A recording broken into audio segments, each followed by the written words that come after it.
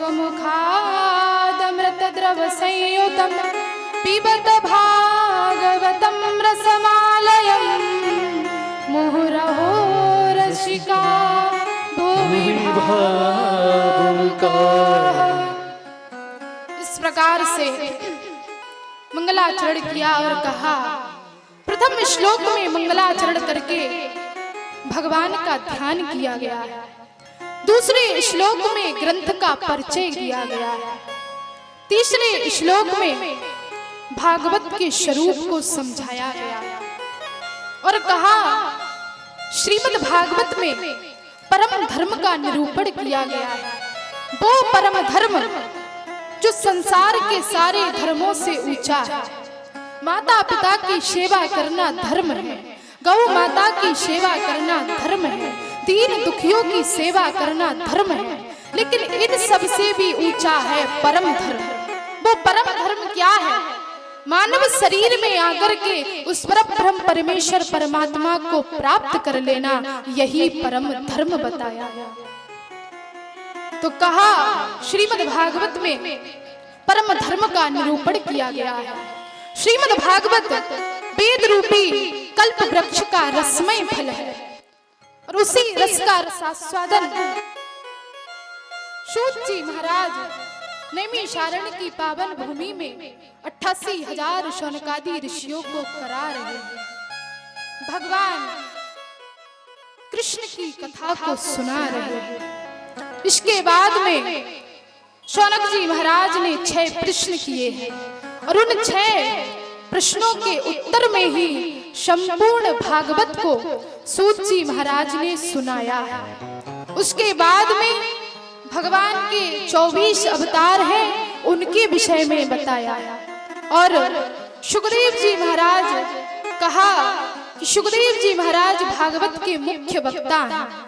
तो जब सुखदेव जी महाराज का पुनः नाम लिया तो इस बार शौनकादि ऋषियों ने कहा, भगवान सुखदेव जी महाराज की बहुत महिमा सुनी है, प्रशंसा सुनी है, भागवत के मुख्य वक्ता हैं, सुखदेव जी महाराज के विषय में कुछ बताइए, उनके चरित्र का वर्णन कीजिए।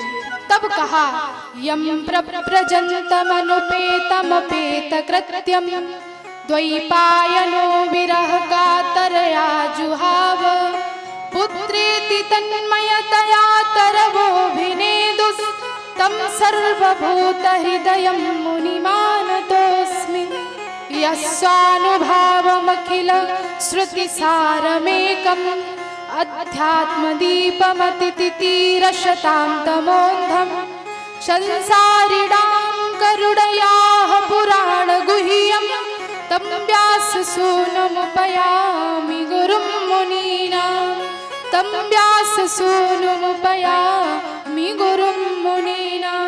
इन 2 श्लोकों में सुखदेव जी महाराज की वंदना है। कहा, यम प्रव्रजन्तमनुपेतमपेत कृत्यम। श्री सुखदेव जी महाराज जो पैदा होते ही सीधा वन को चले गए, ऐसा उत्कृष्ट वैराग्य जागा। माताजी पिताजी पुकारते रहे, बेटा बेटा बेटा चिल्लाते रहे, लेकिन सुखदेव जी महाराज ने पीछे मुड़ करके नहीं देखा, सीधा वन में चले गए। ऐसे सुखदेव महाप्रभु की कथा, सुखदेव महाप्रभु का चरित्र श्री सूत जी महाराज शौनकादि ऋषियों को सुना रहे हैं। कहते हैं, एक बार देवर्षि नारद भ्रमण करते करते कैलाश में पहुंचे। वहां माता पार्वती विराजमान थी। माता पार्वती को नारद जी ने देखा, माता पार्वती को प्रणाम किया। माता पार्वती ने देखा नारद जी आए हैं तो बड़ा ही स्वागत सत्कार किया और माता पार्वती ने कहा, नारद जी क्या बात है, बड़े दिनों में आना हुआ, कहाँ थे? तो नारद जी ने कहा, माता जी बुरा मत मानना। बोले क्या हुआ? बोले देखो मैंने गृहस्थों के यहाँ जाना छोड़ दिया। बोले क्यों? बोले आजकल प्रेम कहीं रहा नहीं। क्यों? गृहस्थों के यहाँ जाना क्यों छोड़ दिया? बोले प्रेम नहीं रहा इसलिए छोड़ दिया। सुर नर मुनि सब किया रीति, सुर नर मुनि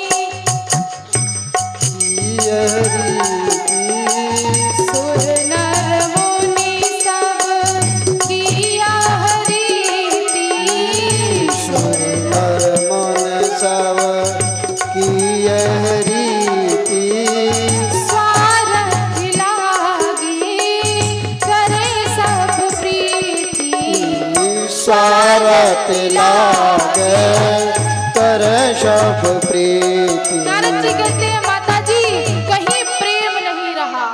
जब तक व्यक्ति का काम रहता है व्यक्ति ठीक से बात करता है, और जैसे ही व्यक्ति का काम निकल जाता है तो राम राम भी करना बंद कर देता है। इसलिए माता जी अब जहाँ प्रेम नहीं है वहां जाने में आनंद नहीं है। व्यक्ति मुंह बिगाड़ करके बात करे इससे अच्छा तो अपने एकांत में ही ठीक है। नारद जी ने जब इस प्रकार से पार्वती जी से बात करी तो पार्वती जी ने कहा नारद जी देखो हमारे यहाँ आकर के इस प्रकार की बातें मत किया करो। क्यों? बोले देखो हम भी गृहस्थी वाले हैं और आपको हमारे यहाँ इस प्रकार की कोई बात नहीं मिलेगी। अच्छा ऐसा क्या है आपके यहाँ पर? तो माता पार्वती कहती है नारद जी देखो प्रेम की बात करते हो, हमारे भोलेनाथ तो हमसे बहुत प्रेम करते हैं और जितना भजन भी करते हैं वो भी बता देते हैं। इतना प्रेम हमारे स्वामी हमसे करते हैं। और तो और हमारे स्वामी के गले में सर्प रहता है। हमारे छोटे पुत्र गणेश का वाहन चूहा है। सर्प और चूहा एक दूसरे के विरोधी हैं। हमारे बड़े पुत्र कार्तिकेय का वाहन मोर है। मोर और सर्प एक दूसरे के विरोधी हैं।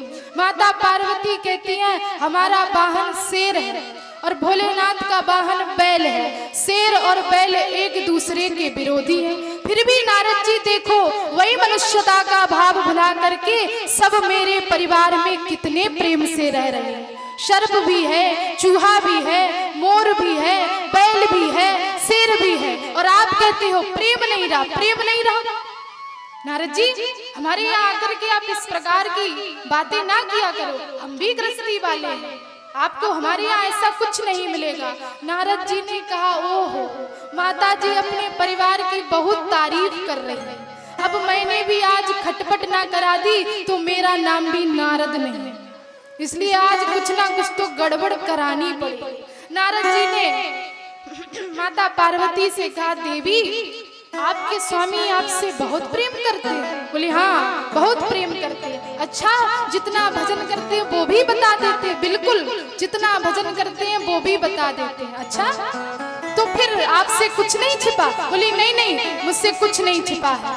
अच्छा जब आपसे कुछ नहीं छिपा तो ये भी नहीं छिपा होगा, सारे रहस्य आपको मालूम होंगे? तो कहा हाँ महाराज मुझे सब पता है, आप कुछ भी पूछ लीजिए। अच्छा तो ये बताइए बाबा भोलेनाथ के गले में जो मुंडों की माला है वो किसकी है? अब पार्वती मैया शांत, क्योंकि ना हमने कभी पूछा और ना भोलेनाथ ने कभी बताया, इसलिए पार्वती जी शांत।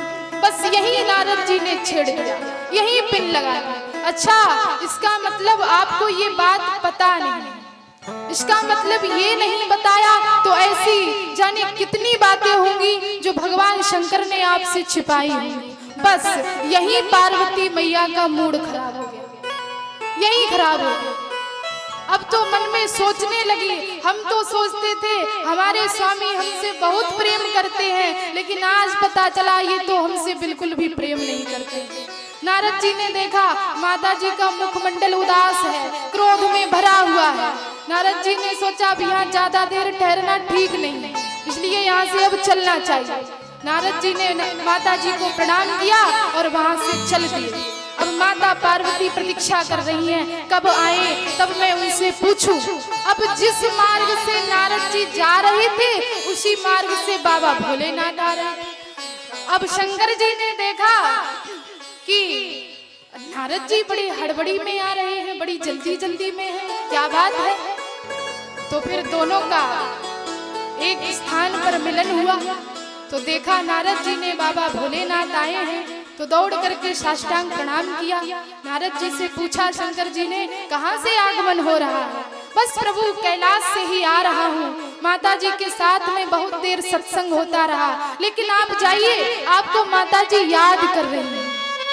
शंकर जी ने कहा नारद जी यदि आप कैलाश से आए हैं तो निश्चित आपकी माता जी हमें याद कर रही है। हाँ हाँ प्रभु आप जाइए, आपको माता पार्वती याद कर रही है। शंकर जी आए नित्य प्रति देवी पार्वती आरती की थाली लेकर के खड़ी होती हैं। जब शंकर जी कहीं से आते हैं तो उनकी आरती उतारती हैं, लेकिन आज पार्वती जी नहीं खड़ी है। शंकर जी समझ गए, लगता है नारद जी कुछ गड़बड़ करके गए। शंकर जी आए, आकर के देखा